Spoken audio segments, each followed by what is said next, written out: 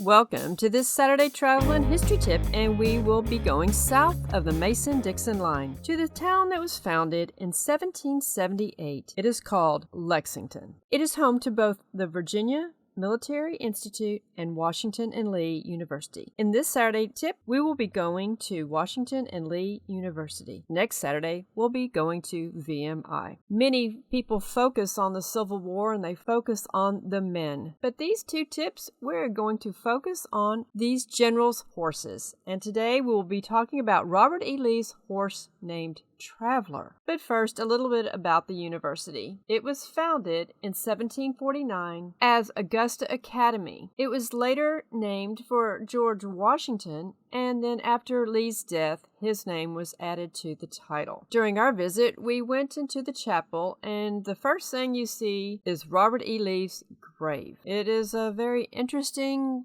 setup, to say the least. With all the things that are going on, I hope that this is protected. This is still a part of American history, like it or not. The chapel is set up much like a museum, and one of the things they have there is this painting. And it's Lee leaving Appomattox. It is where he surrendered, and if you have not been to visit Appomattox, I want to encourage you to do so. Virginia is loaded with so much fabulous information in history, and Appomattox is one of the highlights. Driven from Richmond and Petersburg, Lee surrendered to Ulysses S. Grant on April 9, 1865, citing overwhelming numbers and resources. And in the painting you can see Lee on his famous horse named Traveler. At the chapel, we picked up this brochure, General Lee's Traveler, on the campus of Washington and Lee. Traveler has been associated with much of the spirit of this institution. The most famous photograph of General Lee on Traveler was taken near Rockbridge, Bass, in 1866 by Lexington photographer Michael Miley. Traveler was born near Blue Sulphur Springs, West Virginia, in 1857.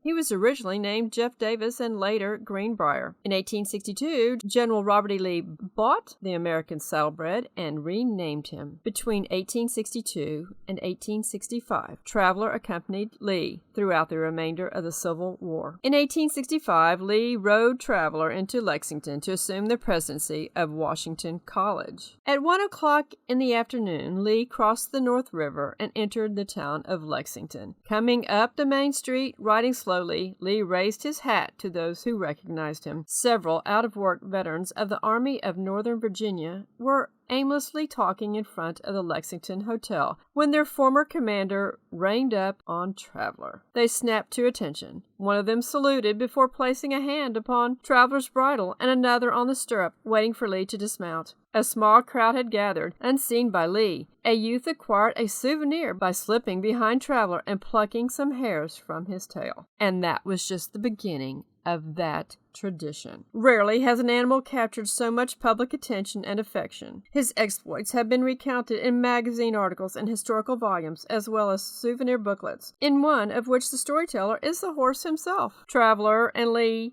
other horses, Lucy Long and Ajax, shared a stable attached to the Lee house, which today serves as the garage of the university president. The door to Traveler's section remains open. Lee was known for his humane treatment of all the family pets, and he expressed irritation at students' pranks directed at them. In a letter to his daughter Mildred, he wrote about Traveler, "The boys are plucking out his tail, and he is presenting the appearance of a plucked chicken." As Lee's health failed, the daily outings with Traveler became less frequent. When Lee died in 1870, Traveler took his place in the funeral procession, following the caisson, with his master's boots reversed in the stirrups, his saddle and bridle draped with black crepe. In the summer of 1871, following his master's death, Traveler apparently stepped on a rusty nail and developed tetanus. Sadly, there were no veterinarians in town, but local doctors, townspeople, and farmers offered suggestion for his care, to no avail. Traveler died at the age of 14. His bones were sent to Rochester, New York for bleaching and mounting in 1875. In 1929, Traveler was moved to the newly established museum in the basement of Lee Chapel,